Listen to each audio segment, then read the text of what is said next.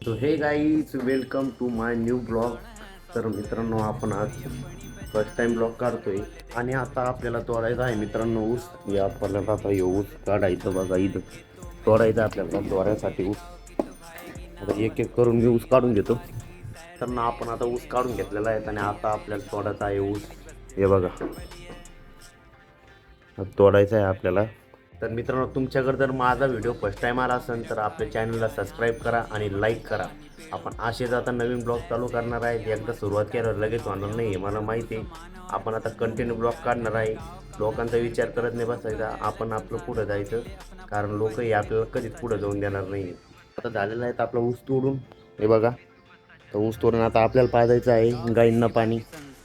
आपण लगेच गाईंना पाणी पाजून घेऊया. आता पहिलं तर टोपलं घ्या, नाही याचं चालू आहे खाणं. टोपलं घेऊन आता याच्यात आपल्याला पाणी पाजलं, तर याला धुवून काढू आपण आता लगेच. आपण आता गाईला पाणी पण पाजलेलं आहे आणि ऊस पण ठेवलेला आहे. आणि आता आपल्याला या दत्ताला कलर द्यायचा आहे. हे दत्ता पहिला आपण एकदा धुवून काढू.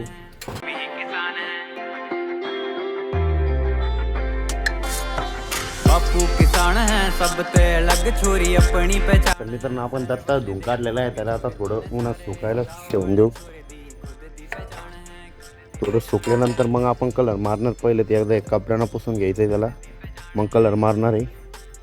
आणि आपल्याला मारायचं आहे मित्रांनो हा पिवळा कलर. हा कलर मारायचा आहे आपल्याला त्याला.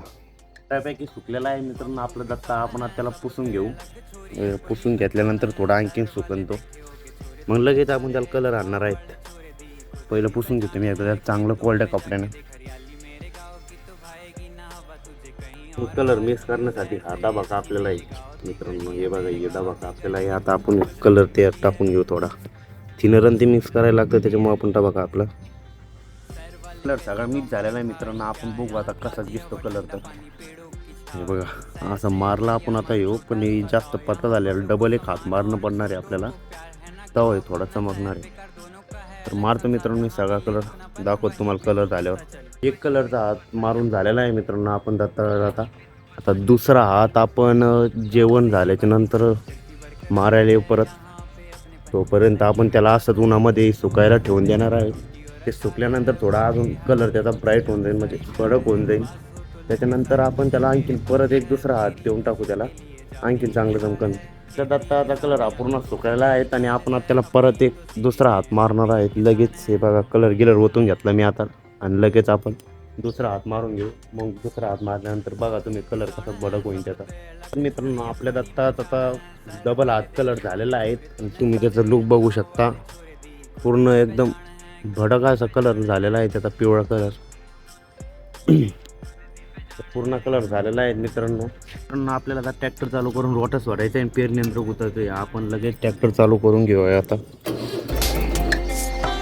बापू किसान है सबते अलग छोरी अपनी पहचान है. शहर वाले देखे होगे छोरे तूने सारे, गाँव वाले छोरे दी खुद दी पहचान है. खेतों में जाके देख हरियाली में. रोटा सोडलेला आहे मित्रांनो. आपण पेरणी यंत्र गुंतून घेणार आहेत.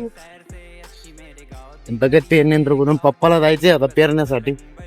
तर आपण लगेच पेरणी यंत्र गुंतून घेऊया. शहर वाले कहते गाँव में रखा ही क्या है, यहाँ ताजी हवा ठंडा पानी. तर आपण पेरणी यंत्र गुंतून घेतलेलं आहेत आणि आता पप्पा येणार आहे. तर पप्पा घेऊन जाणार आहे ट्रॅक्टर पेरण्यासाठी. तर मित्रांनो, तुम्हाला जरी आपला ब्लॉग आवडला असेल तर नक्की सबस्क्राईब करा आपल्या चॅनलला आणि ह्या व्हिडिओला लाईक करा.